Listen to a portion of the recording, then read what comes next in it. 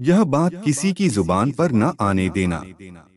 यह संदेश केवल तुम्हारे लिए है, एक ऐसा रेखाचित्र जो अब धीरे धीरे तुम्हारे भाग्य के पर्दे को उठाने वाला है। सुनो, वह जो शांति की तरह आती है, परंतु भीतर एक तूफान जगा देती है। वह आवाज तुम्हें अब छू रही है। कमरे में अंधेरा गहरा है, पर्दे ढके हुए हैं और वहां सब कुछ धीमा है, पर उन धीमी सांसों के बीच फुसफुसाहटें खड़ी हैं, और उन फुसफुसाहटों का केंद्र तुम्हारा नाम है। वे तुम्हारे बारे में बोलते हैं जैसे किसी प्राचीन इरादे की पुनरावृत्ति कर रहे हों, पर याद रखो, ईश्वर हर बार सुनते हैं। तुम यह न समझो कि यह किसी आम कहानी का हिस्सा है। यह कहानी उस रोजमर्रा की नहीं है जिसमें लोग बस चला रहे हैं। यह स्वर्ग की एक आवाज है जो तुम्हें बुला रही है ताकि तुम जाग सको। 7 लोगों की एकता दिखती है, जैसे समझौता किया गया हो। नहीं, यह समझौता नहीं, यह एक मिलन है जो उन बातों का परिणाम है जिन्हें उन्होंने अपने मन में सींचा है: ईर्ष्या, दुविधा और नियंत्रण की भूख। वे चाहते हैं कि तुम्हारी उपस्थिति गायब हो, कि तुम्हारा प्रभाव मिटी जाए, कि तुम्हारा बुलावा किसी और के लिए हो। उन्होंने निर्णय लिया है, और निर्णय के साथ उन्होंने कदम भी उठा लिए हैं। पर यह समझ लो, निर्णय ले पाना और उसे अंजाम तक पहुंचाना दो अलग बातें हैं। महादेव कहते हैं कि जो कुछ भी अंधेरे में रचा गया है, उस पर प्रकाश पहले से गिर चुका है। जब उन्होंने सुनना शुरू किया, उन्होंने देखा कि उनमें से एक भीतर से कांप रहा है। उसकी आंखों में वही लड़खड़ाहट है जो किसी अपराधी की होती है जब वह अपने किए पर पछताता है।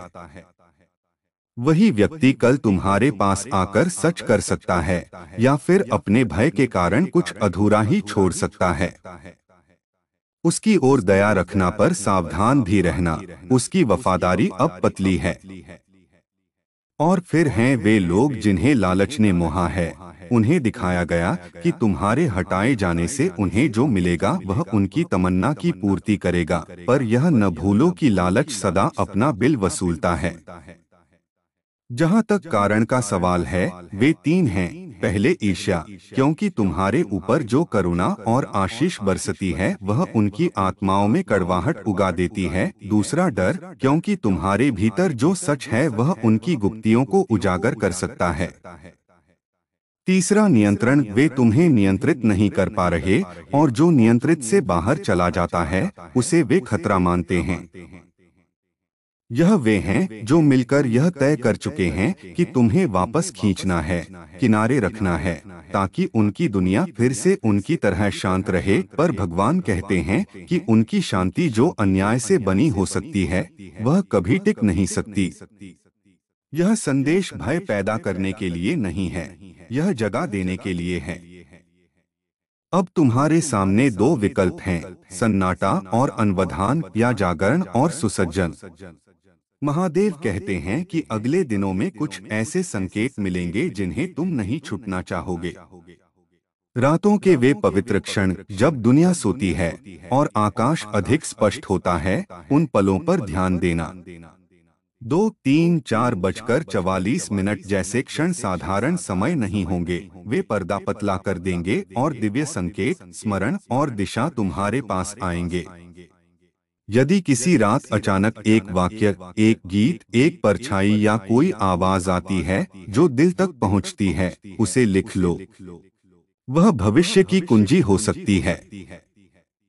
उन दिनों जब कोई तुम्हारे पास आएगा और मृदु स्वरों से पूछेगा, कैसे हो, सब ठीक है न, समझो कि वह केवल परख रहा है। उसके शब्दों के पीछे मकसद छिपा है।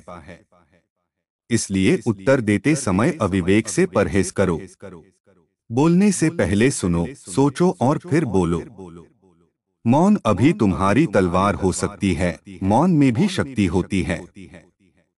पर मौन का अर्थ यह नहीं कि तुम अपने हिस्से को न निभाओ। जब आवश्यक हो, भगवान के निर्देश के अनुसार उठो और बोलो। याद रखो कि वह जो तुम्हारे साथ कुछ समय पहले तक खड़ा दिखता था, वह आज तुम्हारे खिलाफ खड़ा हो सकता है। पर वही व्यक्ति जिसे तुम नजरअंदाज कर चुके थे, वह आज तुम्हारे लिए मदद लेकर आ सकता है। देवदूत अक्सर ऐसे रूप में आते हैं जिनकी उम्मीद नहीं होती। इसलिए किसी भी मदद को कम मत आंकना, परंतु परख करना मत छोड़ो, क्योंकि हर आवाज पर भरोसा करना भी कई गुना जोखिम बढ़ा देता है। उन्होंने तुम्हारे लिए एक योजना बनाई थी जिसमें कोई निशान न रहे, फोन साफ, रिकॉर्ड मिटाना, सबूतों को खत्म कर देना, पर यह भी है कि स्वर्ग ने उन सभी को पहले ही पढ़ लिया है। जो फाइलें उन्होंने जमा की हैं, जो नोट्स किसी पुराने फोल्डर में रखे गए हैं, वे वही चीजें हैं जो सत्य के प्रकाश में उघड़ेंगी और उनकी नियत का सबूत बन जाएंगी। उनकी साजिश का हर मोड़ अब उनके खिलाफ गवाही बनेगा। उनके शब्दों के मायने उलटकर उन्हें घेर लेंगे। यह सब उनके अपने हाथों से हो रहा है, और यह न्याय का तरीका है। जो तूफान पैदा किया गया था, वही बाद में स्वयं उन पर टूटता है। अभी तुम्हें क्या करना है? पहले तो अपने अंतरात्मा को सुदृढ़ करो। प्रार्थना और ध्यान की गहराई बढ़ाओ। अपने मन को स्पष्ट करने के लिए समय निकालो, ताकि जब दिव्य निर्देश आएं, तुम उन्हें तुरंत पहचान सको। महादेव कहते हैं कि 3 सूक्ष्म निर्देश आने वाले हैं। वे किसी गीत में आ सकते हैं, किसी अजनबी की बात में, किसी कविता के पंक्ति में, या अचानक उठने वाले विचार में। इन्हें अनदेखा मत करो, उन्हें लिख लो, उनकी तुलना करते रहो। उन संकेतों का पालन तुम्हारी ढाल बन जाएगा। इस बीच अपने आसपास के दरवाजों को मजबूत करो, वे दरवाजे जो बार बार तुम्हें थका देते हैं। कुछ रिश्ते ऐसे हैं जो तुम्हें ऊर्जा चूसते हैं, उन्हें गिरने देना कोई पाप नहीं, यह सुरक्षा है। यह अलगाव पहले पीड़ा देगा, क्योंकि कभी तो प्यार सच्चा था और वफादारी वास्तविक लगी थी, पर जब वही चेहरे धोखा देते हैं जिनके साथ तुमने आंसू बहाए थे, तब दुख गहरा होता है। पर महादेव कहते हैं कि यह दुख दिव्य सर्जरी है, वह चोट जो निकट भविष्य में तुम्हें उससे भी अधिक मुक्त और स्पष्ट बना देगी। और एक बात, साहस के साथ दया रखना। जब कोई तुम्हारे सामने पश्चाताप लेकर आए, उसका स्वागत करोगे, परंतु विवेक से। उसका अपराध वास्तविक हो सकता है, उसकी वफादारी कमजोर हो सकती है। उसे मार्ग दिखाओ, पर अपने आत्म सुरक्षा कवच मत उतारो। संसार में कुछ लोग खुद की बचत के लिए सच बोलते हैं, कुछ केवल भय से बोलते हैं।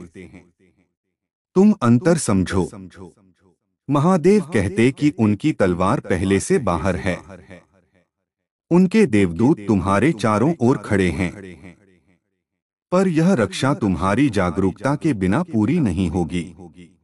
जब तुम थक कर बैठ जाओगे और इसे कल्पना कहकर नजरअंदाज कर दोगे, तब वे कदम आगे बढ़ेंगे। इसलिए यह संदेश एक चेतावनी है। जागो, सतर्क रहो और अपने भीतर की आग को मत बुझने देना। अंधकार सिर्फ रोशनी के पास आता है।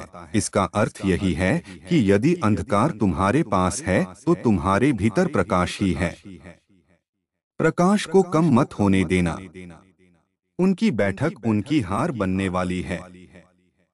यह उल्टा होने वाला है। जो वे तुम्हें नीचा दिखाने के लिए कर रहे थे, वही घटना तुम्हारे ऊपर आशीर्वाद की वर्षा का कारण बनेगी। जो छीना गया था, वह सार्वजनिक रूप से लौटकर आएगा। उनका इरादा जो पतला था, वह अपना प्रभाव खो देगा। उनके चेहरे जो मुस्कुराते हैं, परंतु दिल में कुछ और सोचते हैं, वे मुखौटे जल्द ही उतरेंगे। भ्रष्ट भाषा और गहरे अर्थ दोनों उजागर हो जाएंगे। जब सत्य बोलेगा, तब उनके भाव पिघलेंगे, और जो तुम पर लगा रहे थे वह स्वतः ही उनका ही भार बन जाएगा।